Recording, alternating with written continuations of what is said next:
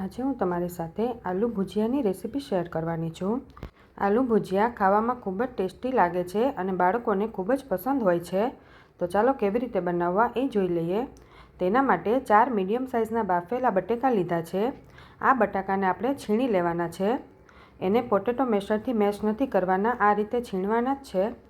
છીણીએ તો મશીનમાંથી સરળતાથી સેવ પડી જશે। પછી આપણે તેમાં મીઠું સ્વાદ પ્રમાણે એડ કરવાનું। 1 ચમચી ધાણા જીરું એડ કરી દઈએ, અડધી ચમચી હળદર, 1 ચમચી લાલ મરચું, 1 ચમચી ચાટ મસાલો, અડધી ચમચી ગરમ મસાલો, અડધી ચમચી મરી પાવડર અને 2½ કપ ચણાનો લોટ લીધો છે, પણ તેને આપણે પહેલાં થોડો થોડો આ રીતે ચાળીને એડ કરતું જવાનું છે। પહેલાં મેં અત્યારે 1½ કપ એડ કર્યો છે। પછી આપણે લોટને બાંધતું જવાનું છે અને જરૂર પ્રમાણે લોટ એડ કરતું જવાનું છે। અને ચણાનો લોટ હંમેશા આપણે જ્યારે ઉપયોગમાં લઈએ ત્યારે ચાળીને જ લેવાનો।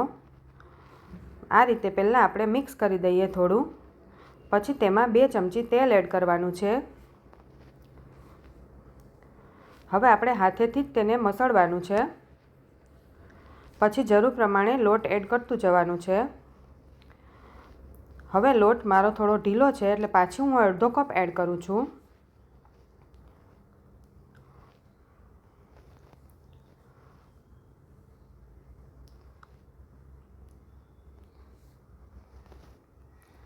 પાછો અડધો કપ એડ કર્યો છે। આ રીતે આપણું બાઇન્ડિંગ સરસ આવી જાય એ પ્રમાણે, અને લોટને એકદમ કઠણ પણ નથી કરવાનો, આપણી સેવ પડે એવો લોટ હોવો જોઈએ। આ રીતે લોટ આપણો થઈ ગયો છે, તેને 2 મિનિટ માટે મસળી લેવાનો છે। પછી સેવની જાળી લઈ લેવાની। મશીનમાં આપણે થોડું તેલ લગાવી દીધું છે। તેલ લગાવ્યા પછી આપણે લોટ ભરી દેવાનો છે। પછી આપણે ઉપર પણ તેલ લગાવી દેવાનું છે અને મશીન બંધ કરી દઈએ, અને આ રીતે આપણા ભુજિયા પડે છે એ જોઈ લેવાનું। હવે તેલ આપણું એકદમ ગરમ હોવું જોઈએ જ્યારે સેવ પાડતા હોય ત્યારે, તો જ આપણી સેવ એકદમ ક્રિસ્પી અને એકદમ જલ્દી પણ ચડી જાય છે। એકવારમાં જેટલી આવે એ પ્રમાણે સેવ પાડવાની। હવે સેવને આપણે ગોલ્ડન બ્રાઉન થવા દઈએ અથવા ક્રિસ્પી થાય ત્યાં સુધી આપણે તળી લેવાની છે। ગેસની ફ્લેમ મેં હાઈ જ રાખી છે।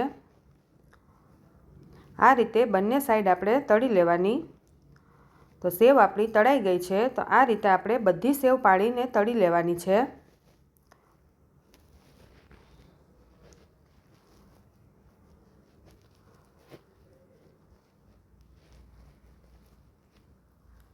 તો તૈયાર થઈ ગયા છે આલુ ભુજિયા આપણા, જે એકદમ ક્રિસ્પી પણ છે અને બાળકોને ખૂબ જ પસંદ આવે છે।